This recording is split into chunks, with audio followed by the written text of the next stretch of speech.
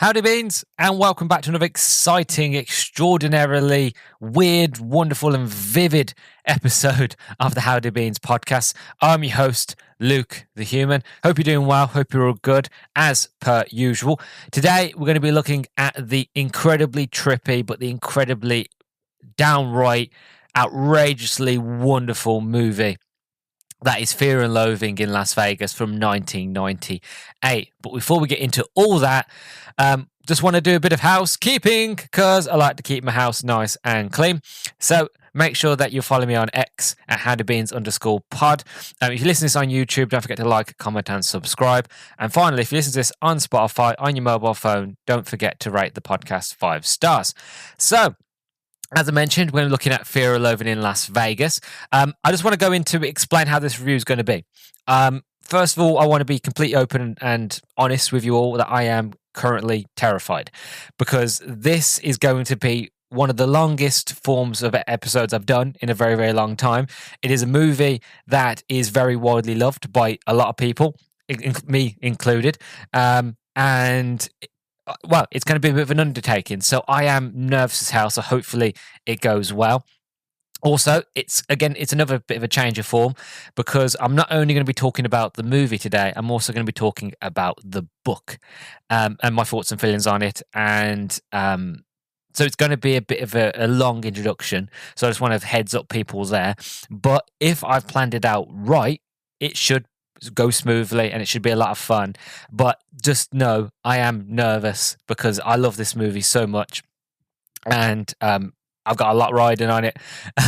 So let's just get into it, shall we? So let's start with the movie's synopsis. So Raoul Duke and his attorney, Dr. Gonzo, drive a red convertible across the Mojave Desert to Las Vegas with a suitcase full of drugs to cover a motorcycle race. As their consumption of drugs increases at an alarming rate, the Stone duo trash the hotel room and fear legal repercussions. Duke begins to drive back to LA, but after an odd run-in with a cop, he returns to Sin City and continues his wild drug binge. Now, again, that synopsis would make absolutely no sense, but that's the whole point of this movie. This whole point of this tale, really, is that Fear and Loathing doesn't make sense. You at no point in this movie should you understand what's going on. Should you know what's happening? Should you understand it? Like, the whole idea of it is the more confused you are, the more out there, the more sort of like you don't know where you are, don't know what you're doing, you know, sort of that uneasiness, that kind of uncomfortableness. The more that you feel those things, the more the movie's doing it is what it's meant to do. The whole idea, it's meant to be a trip. It's meant to be an experience. It's meant to be a drug-fueled adventure. So you're meant to, again, have that feeling that you're on that drug-fueled adventure with the characters. And that you don't know where you are, you don't know what's happening, you don't know if what you've seen is real or if it is or it isn't. You know, you're meant to be scatterbrained, really. Like, I don't know what's going on, I don't know what's happening. But that's the beauty of this movie. That's the magic of not just Hunter S Thompson, but what Terry Gilliam is able to do with a movie like this, and with a story like this, and characters like this, and like it's just absolutely incredible.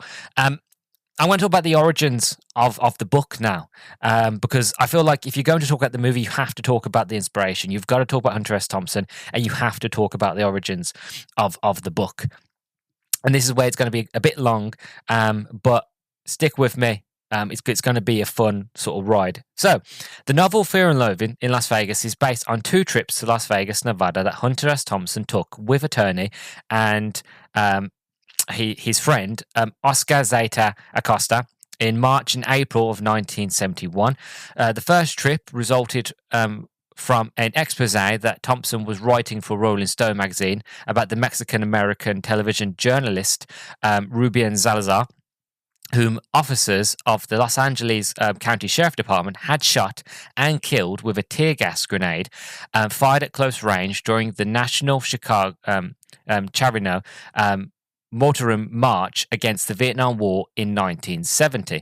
Thompson was using Acosta, a prominent Mexican-American political activist and attorney, as a central source for the story, and the two found it difficult for a brown-skinned Mexican to talk openly with a white reporter in the racially tense atmosphere of Los Angeles, California, Needing a more comfortable place to discuss the story, they decided to take advantage of an offer from Sports Illustrated to write photograph captions for the annual Mint 400 desert race being held in Las Vegas from March the 21st to 23rd of 1971.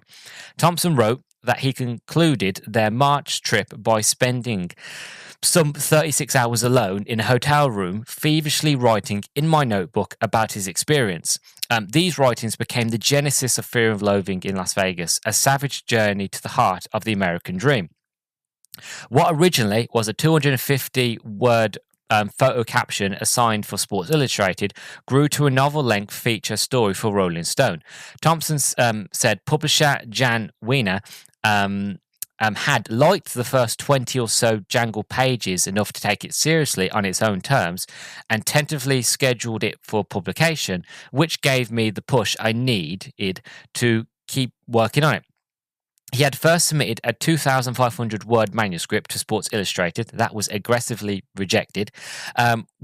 Weeks later, Thompson and Acosta returned to Las Vegas to report for Rolling Stone on the National District Attorneys Association Conference on Narcotics and Drugs being held from April the 25th to 29th in 1971, and add material to the larger Fear and Loathing narrative. Besides attending the attorneys' conference, Thompson and Acosta are looking for ways in Las Vegas to explore the theme of the American dream, which was the basis for the novel's second half, to which Thompson referred at the time as Vegas 2. On April the 29th in 1971, Thompson began writing the full manuscript in a hotel room in Arcadia, California. In his spare time, with completing Strange Rumblings in Alzan, the article chronicling the death of Salazar, Thompson joined the array of Vegas experiences within what he called an essentially fictional framework that described a singular freewheeling trip to Vegas peppered with creative licenses.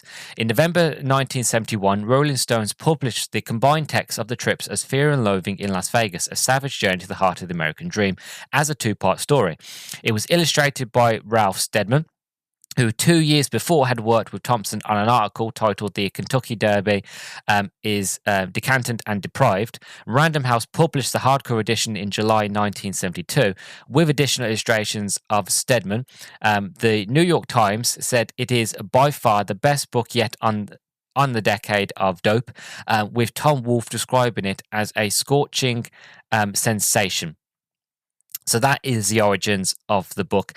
As for sort of Hunter S Thompson himself, he was a brilliant, I wouldn't even use the word journalist, because I don't think he really considered himself a journalist. He was more of a purveyor of life. He was more of somebody who would go in and just be not just a fly on the wall, but be somebody who would just talk about life as it is, not as it was, as it is. As just everyday sort of mundane sort of life experiences.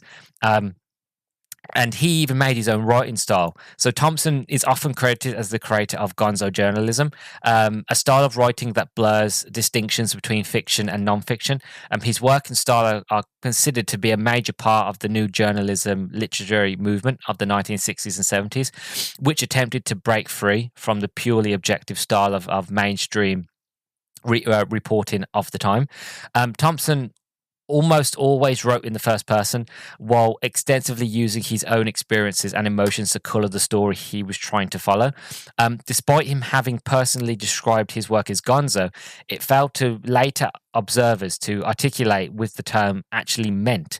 While Thompson's approach clearly involved injecting himself as a participant in the events of the narrative, it also involved adding invented metamorphic elements, thus creating for the uninitiated reader a seemingly confusing amalgam of facts and fiction, notable for the basically blurred lines between one and the other. Thompson, in a 1974 interview in Playboy, addressed the issue himself, saying, "Unlike Tom Wolfe and Gay Tesla, I almost never tried to reconstruct a story.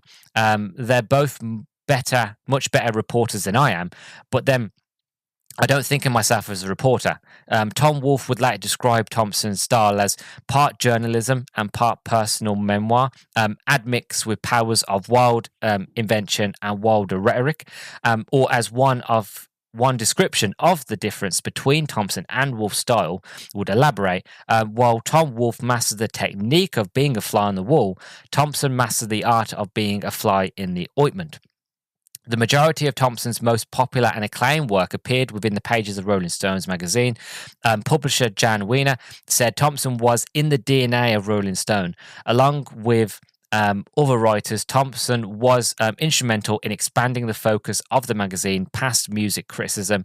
Indeed, Thompson was the only staff writer of the epoch never to contribute to a music feature to the magazine.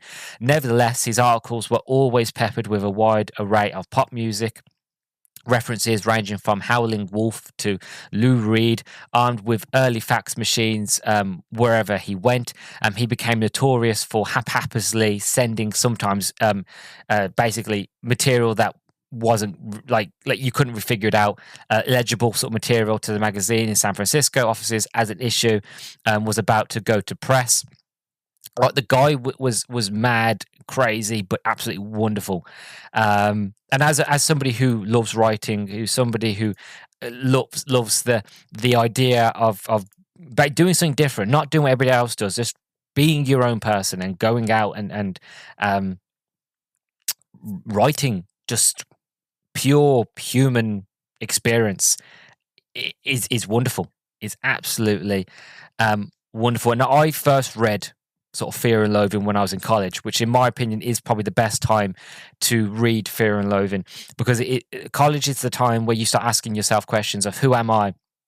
What do I mean to me? Who am I? What's my existence? What's my point in life? What's my direction? Where do I go? What do I do? And because you're so full of those questions, it's really good time to read a book like this, because it's a book that has a narrative, but it doesn't really have a point. It is just an experience of human life. I'm trying to think how best to explain it, because you can't really explain Thompson's work. Thompson's work is just Thompson's work. You can't really try to articulate it. It's just a fact of it is, and it was, and that's why it's wonderful, you know.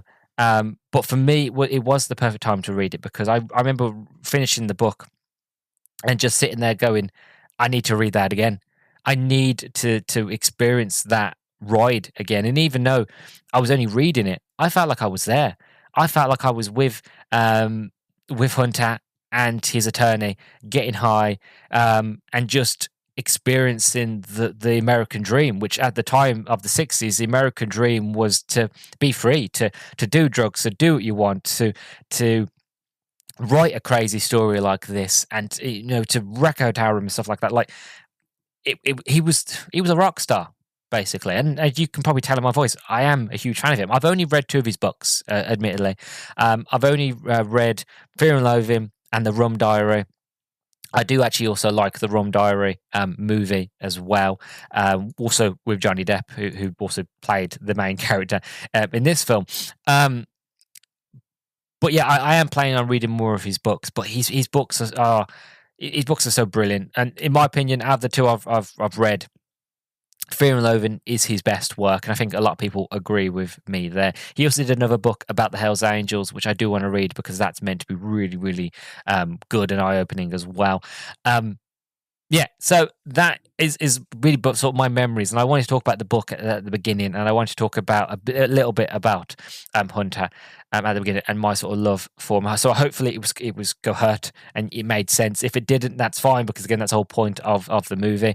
I am nervous, because I hold this writer Hunter and I hold the movie in such high regard that I want to do it justice. So if I've stuttered, I do apologise. If my dyslexia is kicked in, I do apologise. But it just adds, in my opinion, to the whole sort of mad craziness of it. I'm actually sitting here. I should have mentioned at the beginning. I'm actually sitting here with a bucket hat on, sort of the same sort of bucket hat that the character and Johnny Depp wears in the movie. And the reason I'm wearing it is because it's really sunny as we're recording this, and the sun's coming in. So I put the bucket out on to sort of shade my eyes so I can see what I'm writing, but I'm still having to squint because it's that bright here at the moment. So I'm currently wearing a bucket hat. I'm not wearing the shades and I'm not smoking, but I'm trying my best to kind of get into that Hunter S sort of idea concept of gonzo journalism, of just like speaking your mind, speaking whatever it comes to the brain. Really, no matter if it's weird, wonderful, crazy, or makes no sense whatsoever. Because again, I'm just trying to really embrace what it means to be Hunter S Thompson, or a character like him. Anyway, because no one ever can be him, because it's him. He was the real article, you know. But anyway, so I want to talk about the movie because that's what we're here for, sort of today. So I've broke down the production from the development, casting, and the writing, and a few extra things as well. Again, another bit of a long one, but again, it's all for the cause, baby. It's all for the cause. So, in January 1976, Texas Monthly announced that Larry McMurthy had signed a contract to write a screenplay for a film adaptation of this book. Martin Scorsese, Ralph Bakshi, and Oliver Stone each tried to get the film off the ground, but were unsuccessful and moved on. Rhino Films began work on a film version as early as 1992. Head of production and the film's producer, Stephen Nemeth, originally wanted Lee Tamadori to direct, but he wasn't available until after the January 1997 start date. Def wanted Bruce Robinson to direct, but he was unavailable by choice. Rhino appealed to Thompson for an extension on the film rights, but the author and his lawyers denied the extension. Under pressure, Rhino countered by greenlighting the film and hiring Alex Cox to direct within a few days. According to Nemeth, Cox could do it for a price, could do it quickly, and could get this movie sort of going in about 4 months.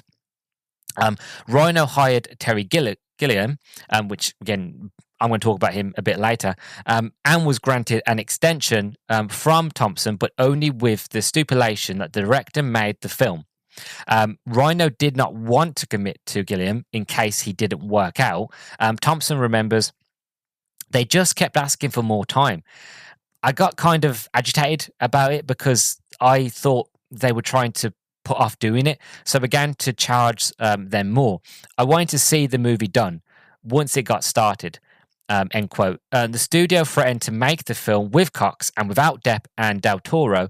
The two actors were upset when producer Lalian Nablusi, again, if I'm butchering the name, I do apologize, told them of Rhino's plans. Universal Pictures stepped in to distribute the film. Depp and Gilliam were paid $500,000 from each, but the director still did not have a firm idea or sort of deal in place. In retaliation, Depp and Gilliam locked Rhino out of the set during filming. As for casting, during the initial development to get the film made, Jack Nicholson and Marlon Brando were originally considered for the roles of Duke and Gonzo, but they both grew too old.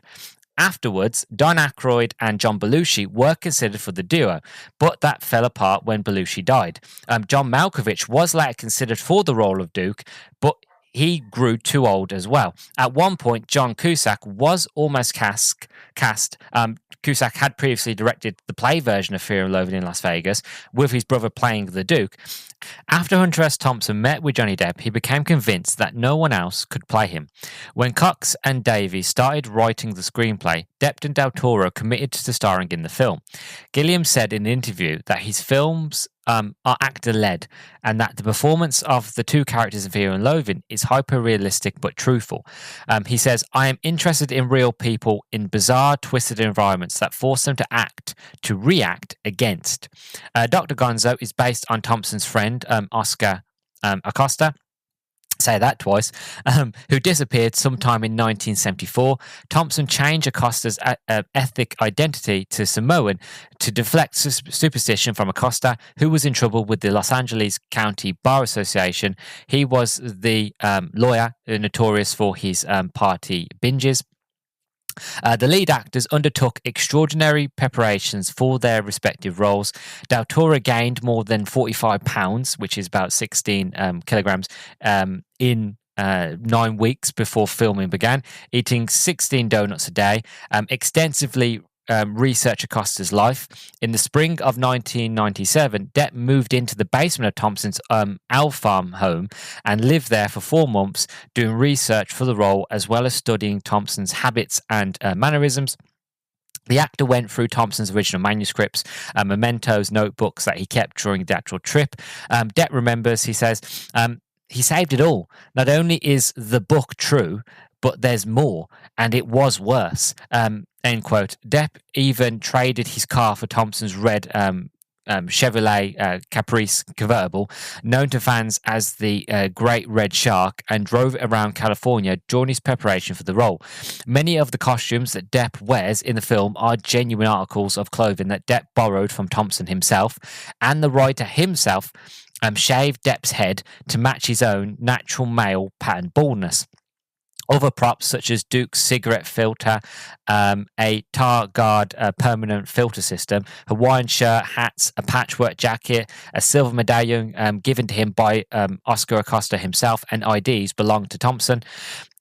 As for the writing, sort of Cox started writing the screenplay with Todd Davis, a UCLA Thompson scholar.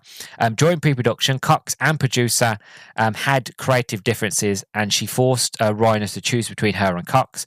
She had an arrangement with Thompson to produce the film, and the studio fired Cox and paid him $60,000 in script fees. Thompson's disapproval of the Cox-Davis script treatment is documented in the film Breakfast with Hunter.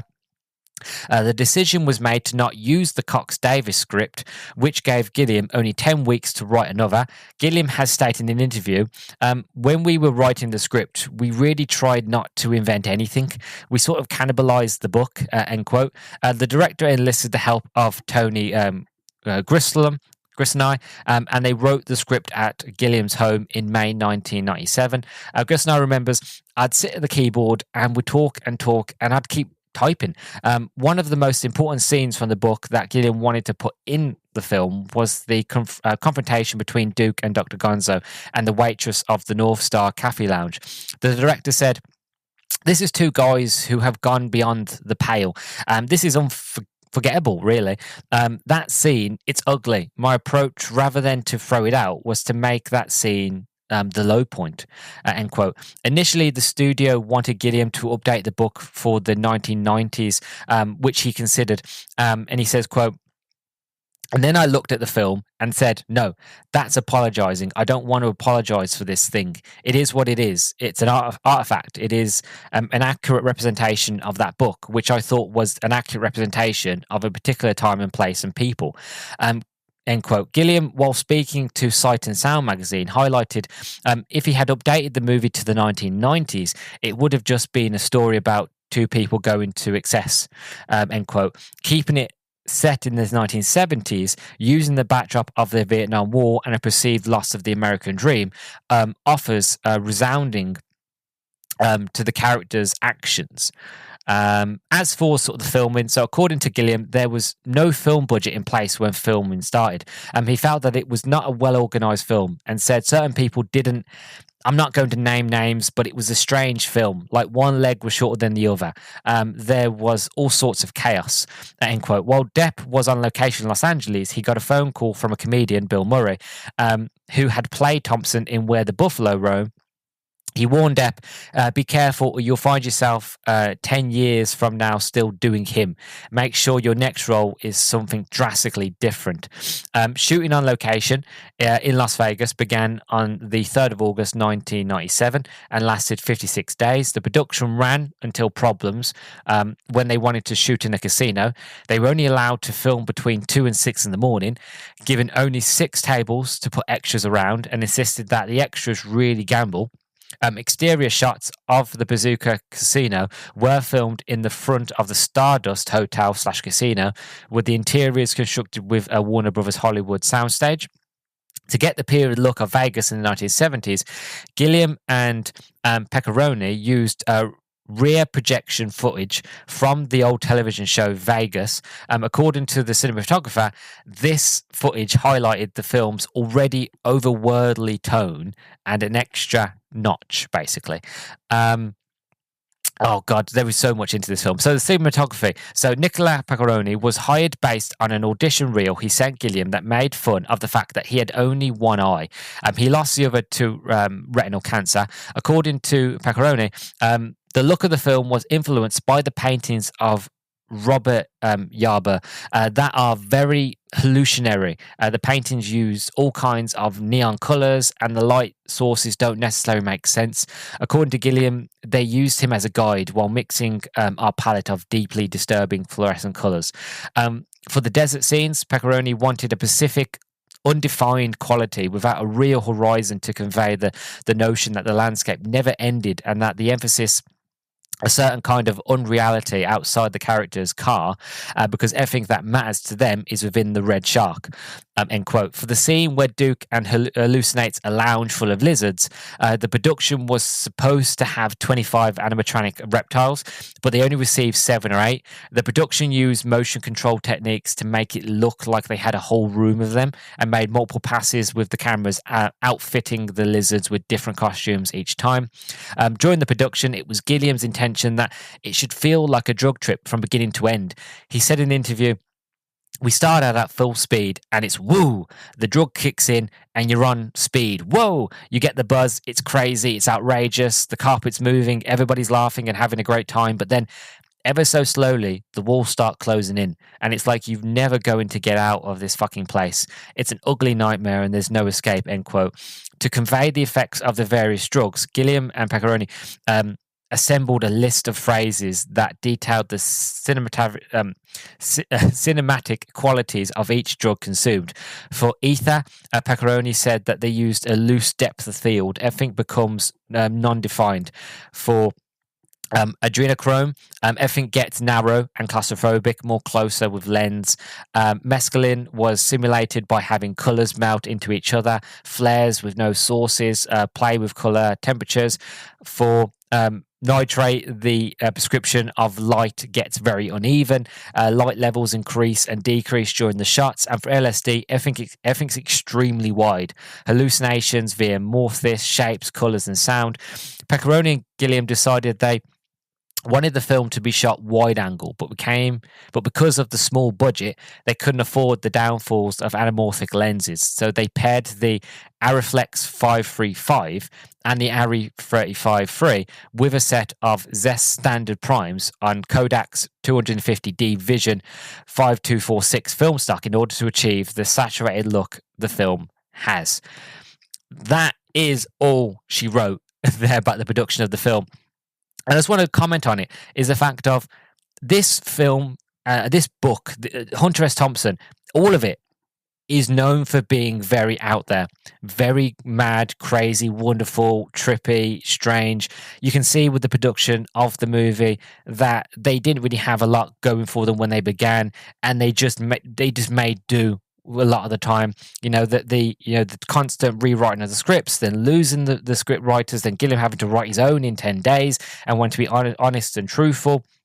Again, it just sounds to me like a huge whirlwind, but also at the same stage that you can tell that the people making the movie actually loved the source material, actually loved what Hunter wrote and wanted to be faithful to it.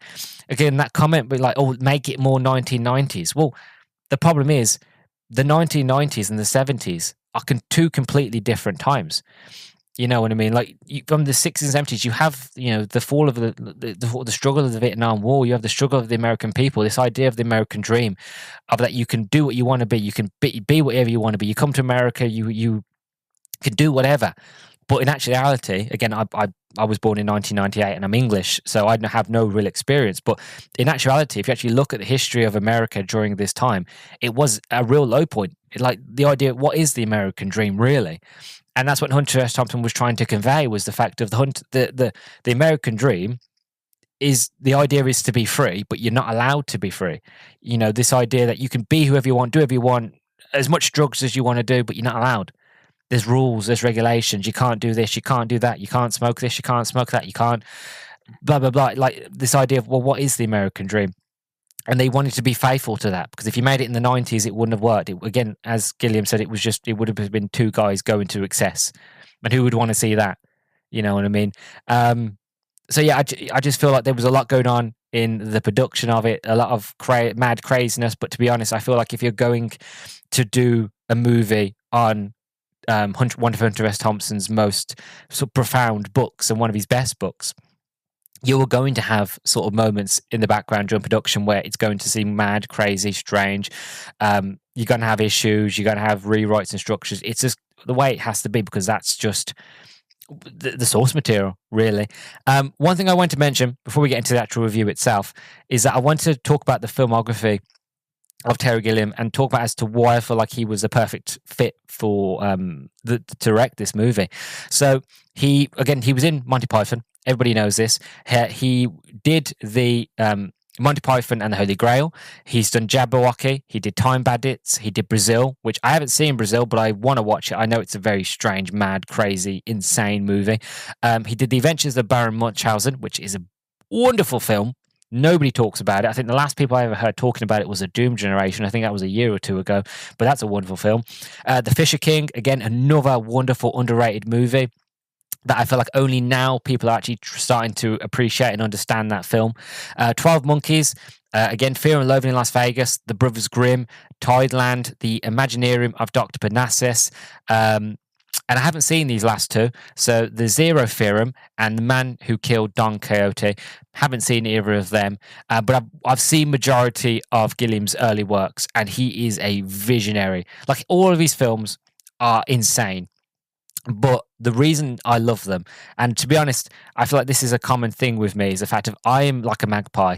But the only difference is, instead of being attracted to weird, let me rephrase that. Instead of being attracted to shiny things, I'm attracted to the weird and macabre and strange and obscure.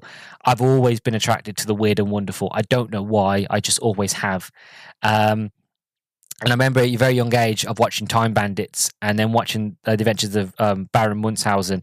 And as I got older, I watched movies like The Fisher King and 12 Monkeys, and again, watching Monty Python with my grandparents growing up. And then eventually getting to the point of watching Fear and Loathing before I could even understand what it was on about. And then remembering later to read the book in college and being blown away, then going back and watching the film and being even more blown away because I understood the context and references because I was older, a lot more mature. And then, watching The Imaginarium of Dr. Parnassus in 2009 and just seeing how weird and wonderful that movie is. And it was a visionary idea to have a guy like Gilliam make this movie, because you need somebody who is also already out there and with a wonderful creative mind, and who basically, again, as he says, he likes to take real humans and put them in unrealistic situations, and just to see how they, being a human, being a person, really get through that unrealistic experience. What is the human mind like? What's the human conscious like? How would a human react in an environment that is otherworldly? And I love that. So have him as a director, pure genius, if you ask me. And I just wanted to talk about it briefly, because again, I don't think we have time to go into Gilliam's full sort of filmography, but I wanted to just briefly mention that I think it was a genius idea, and it is, to be honest, wholeheartedly up there with probably one of the best ideas of having as a director for a movie ever in Hollywood. But yeah, so that is the introduction done. I've just looked at the clock and I'm at 33 minutes already just for the introduction alone. Again, I do apologize, but at the same stage, I did say at the beginning it was going to be a long one, because there is no way that you can't talk about this movie without talking about the book. And I had to talk about Hunter S Thompson as well, because they go hand in hand together. This movie is weird and wonderful, and you need to talk about the weird and wonderful man behind the pen and the typewriter and the drugs. You have to. It is just necessity. So hopefully you all liked it and enjoyed the introduction. I'm now going to go off and watch the movie, and fingers crossed, it's going to be a lot more coherent and a lot more sort of sane. But I'll be honest, I doubt it. But I will see you all in a minute.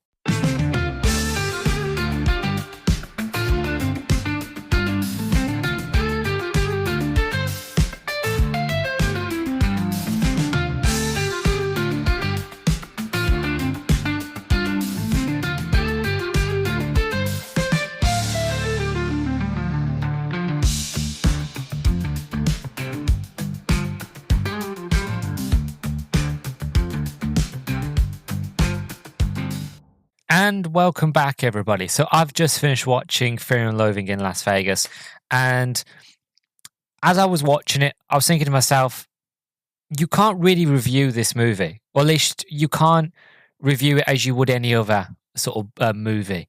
This film, it's a beast. It's a thing of sort of untold um, biblical proportions. It is a movie very much like Hunter S Thompson, very much like the book, very much like the actual story itself. Um, you can't really talk about it because it is what it is and what it was, and that's it, really. If that makes sense, maybe it does, maybe it doesn't. I'm not sure, but it's one of them sort of films that when you watch it, or at least for me, when I watch it, the sort of experience that I get is just like you ride the roller coaster. Kind of like Terry Gilliam said, and as I mentioned in the introduction, the whole point of the story is that you ride the roller coaster with them. You go on the highs and the lows, and as you're going through the highs as they're taking different drugs and they're going through this drug fueled, nitro fueled sort of circus of a story. As they go big higher and higher, higher, you'll go with them. It's funny. You see some wacky scenes. It gets very trippy.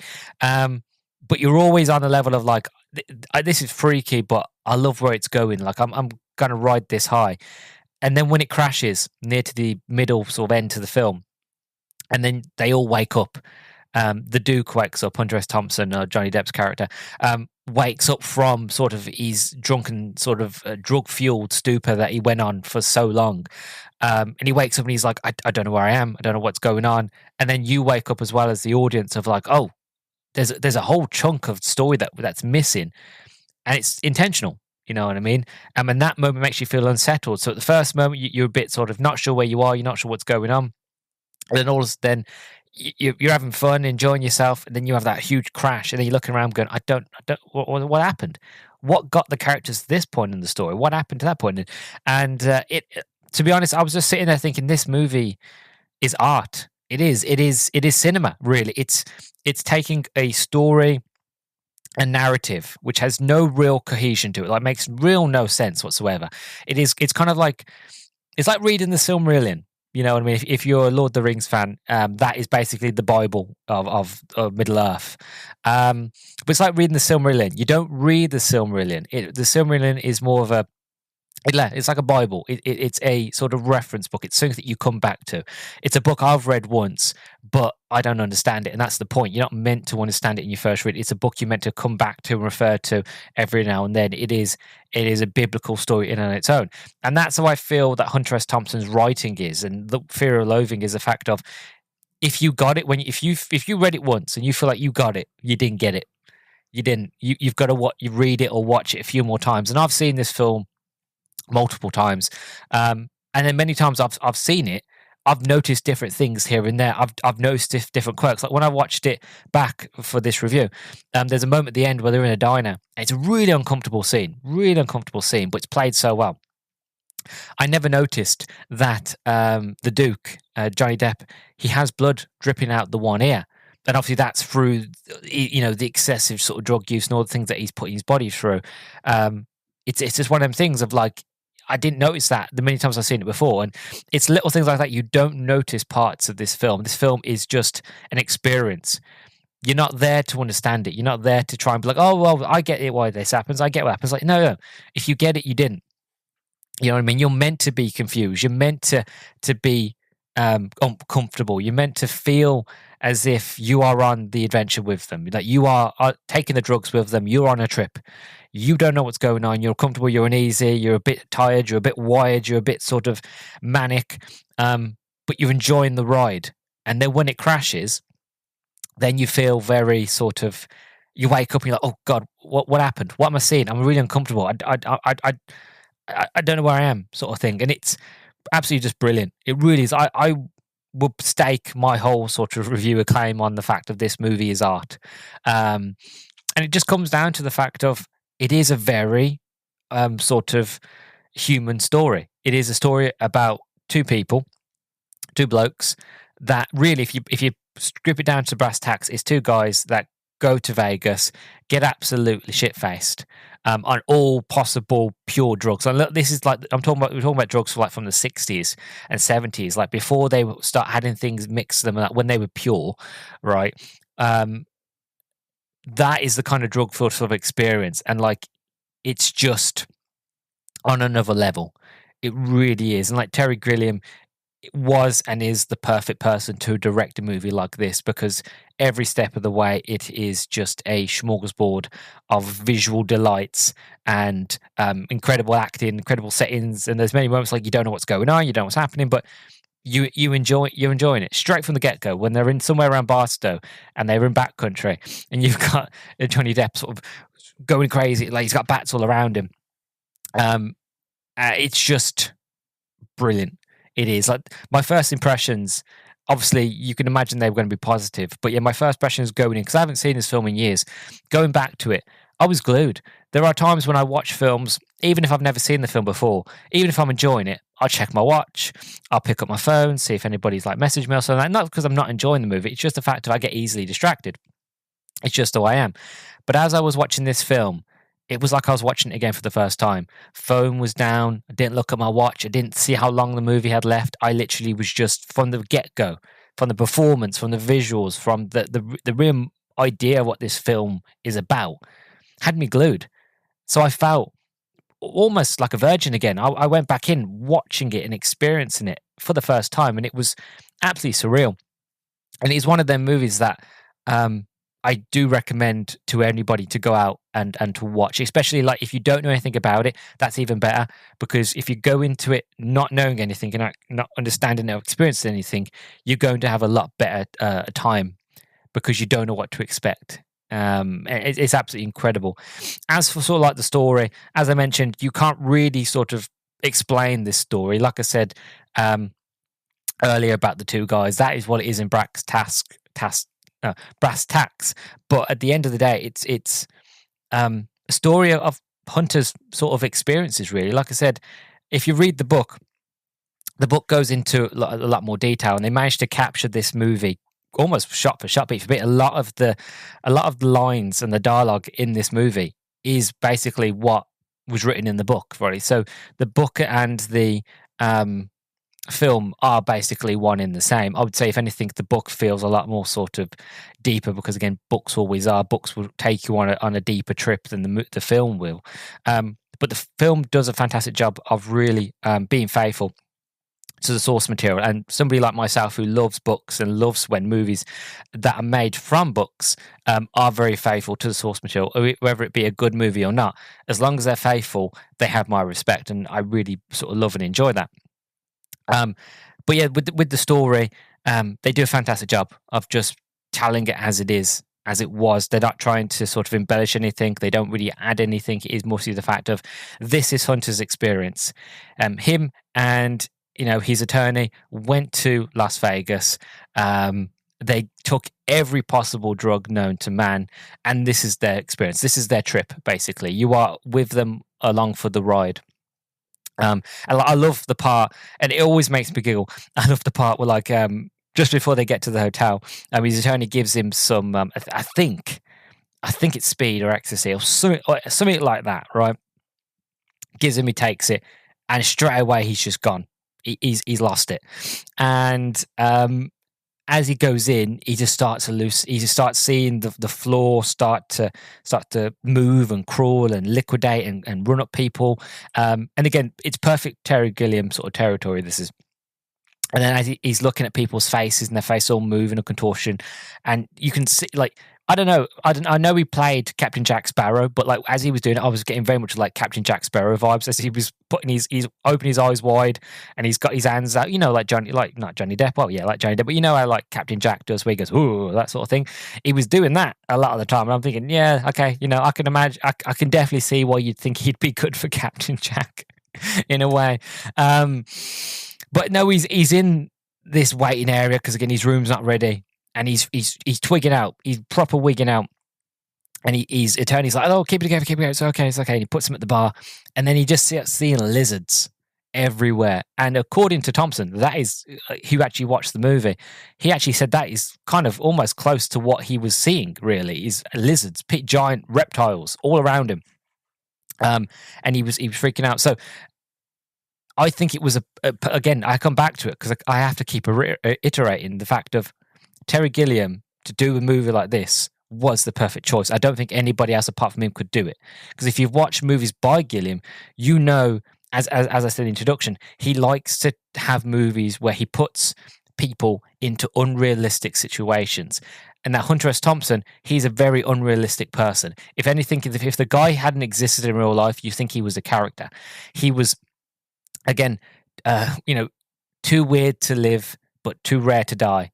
That's taken a quote from the book, but it's true. He was a very different, strange sort of being, to be honest. And if you want to sort of tell his story, if you want to tell sort of a slice of his life, a slice of something that happened to him at one stage, you've got to have a mindset that kind of fits his, or you've got to have the mindset to just, okay, we'll just do anything. We'll go mad, crazy, strange, beautiful, wonderful. Because again, you have to, especially if you're talking about people tripping, you've got to have that sort of mentality of like, okay, so you say you saw giant lizards. All right, we're going to get giant lizards, and we're going to dress everybody. It's going to make people paranoid. And like I said in the introduction, they had different sort of camera filters for the different sort of types of drugs that are on.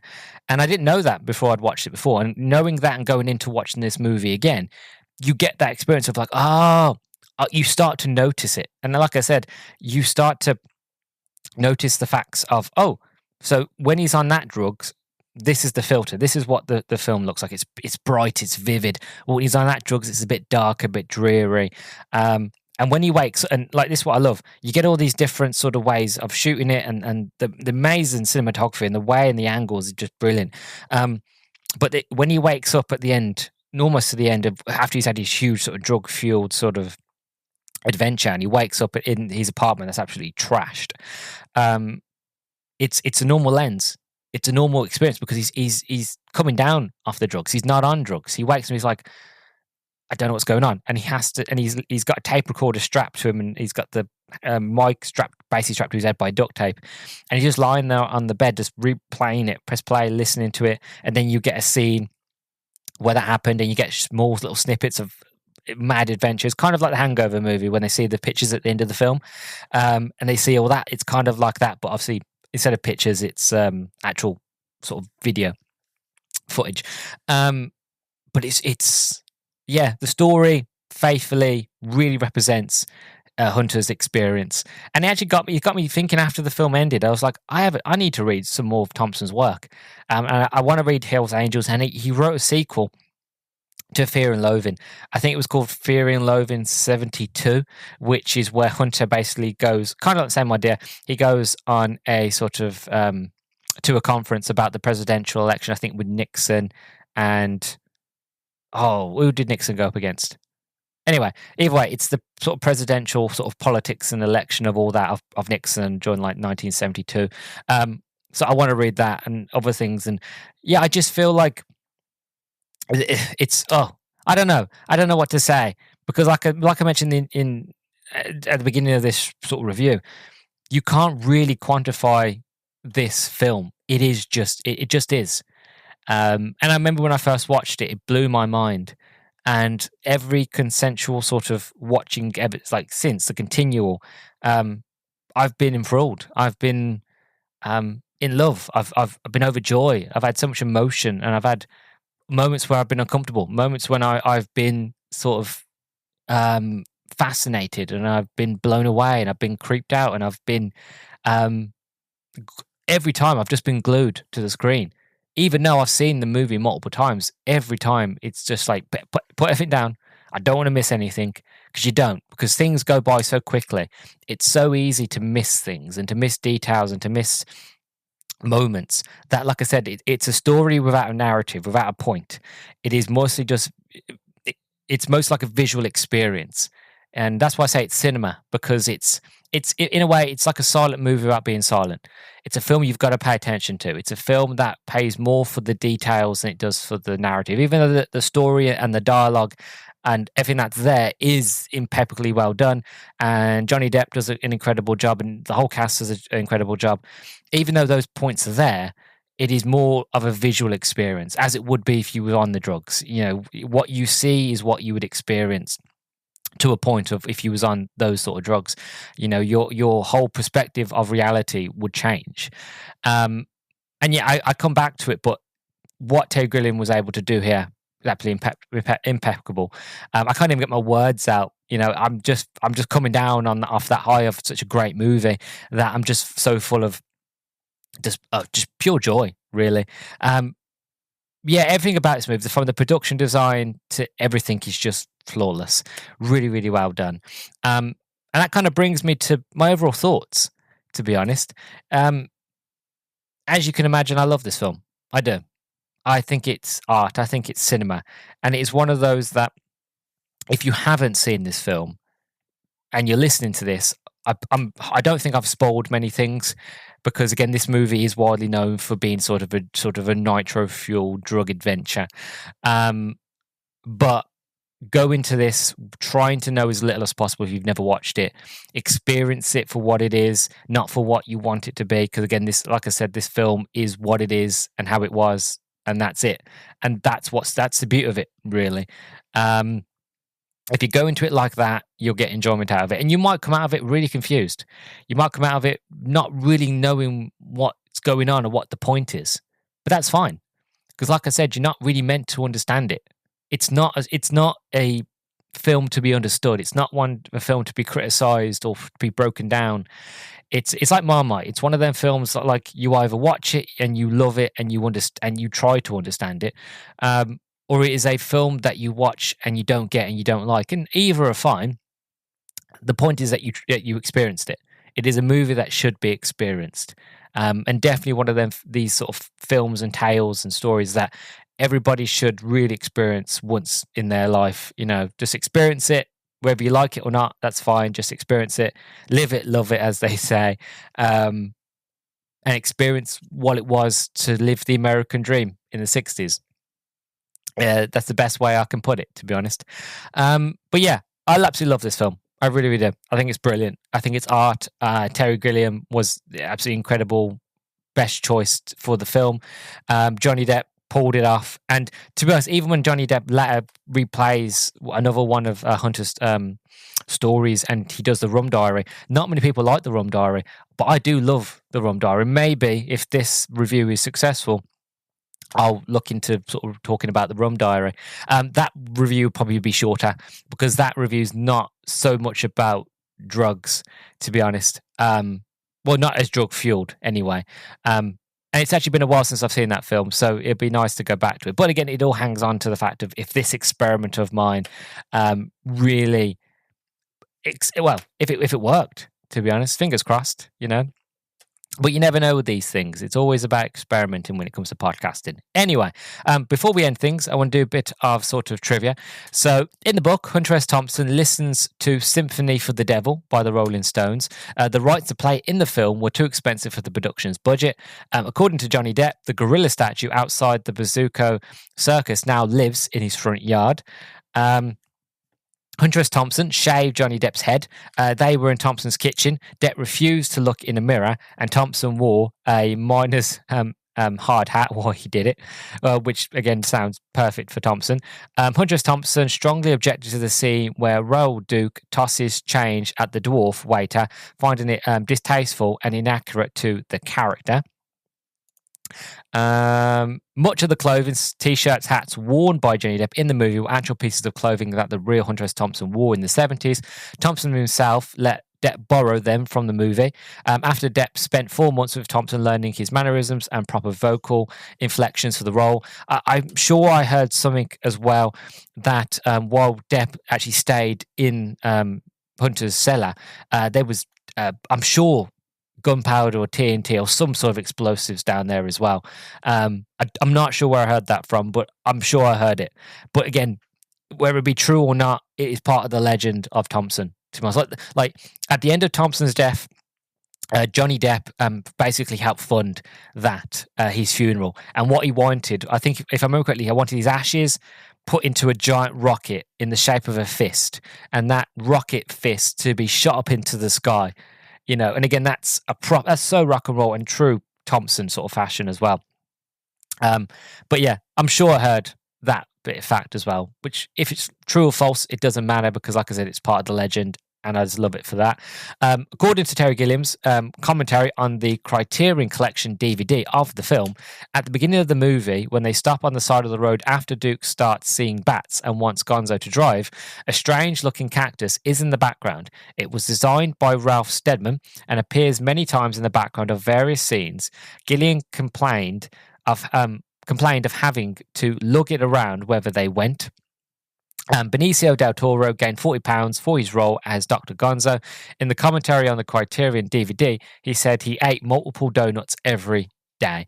Hold on a second. Hunter S Thompson developed a strong friendship with Johnny Depp and heartily approved of his performance. He also said that if he ever saw anyone acting the way Depp does in the film, he would probably hit them with a chair. Oh, I love that.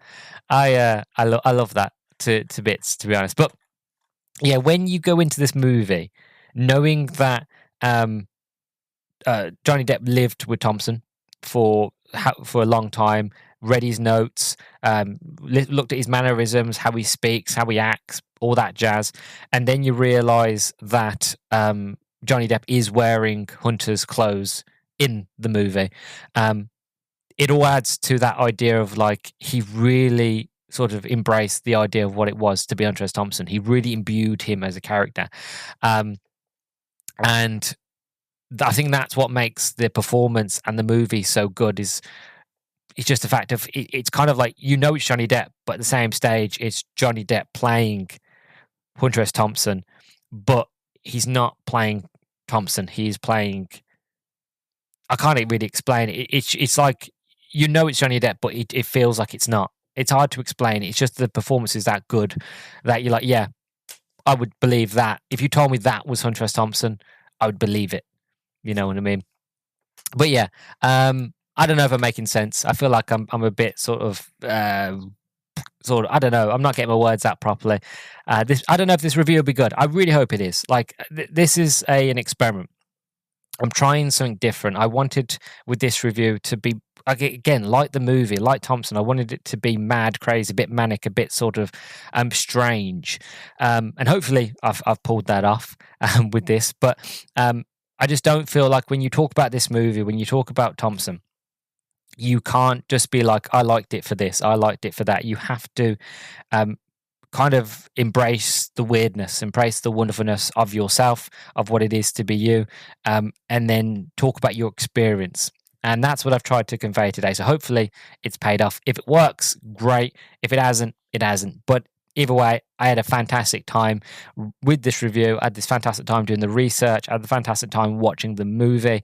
Overall, I had a brilliant time, and I really, really hope that people enjoyed it as well. So if you did, please do let me know down below in the comment section on YouTube and in the comment section on Spotify, or even the comment section down below on Good Pods if you're listening on Good Pods. If you are listening on YouTube as well, make sure you leave a like and subscribe if you liked it.